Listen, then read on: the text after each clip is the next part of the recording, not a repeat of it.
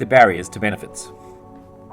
As with any technology, business decision makers need to understand both the positives and negatives of their investment in any asset acquisition program. Some of the benefits of using drones and robots include reduced safety risks, improved efficiencies, increased accuracy, accelerated decision making, reduction of maintenance costs, and lower labour costs.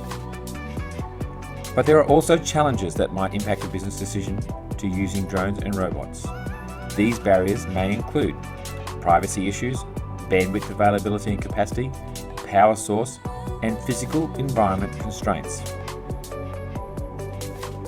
Business decision makers need to also consider whether they should own the technology assets and have their team operate and maintain the drones and robots, or alternatively, outsource the operation of drones and robots and simply invest in the data products available.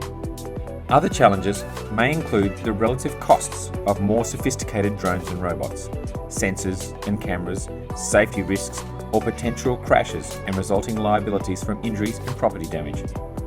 All of these considerations, and those that are specific to your business, can be included in an AML consultation that will produce a tailored report for your specific business requirements.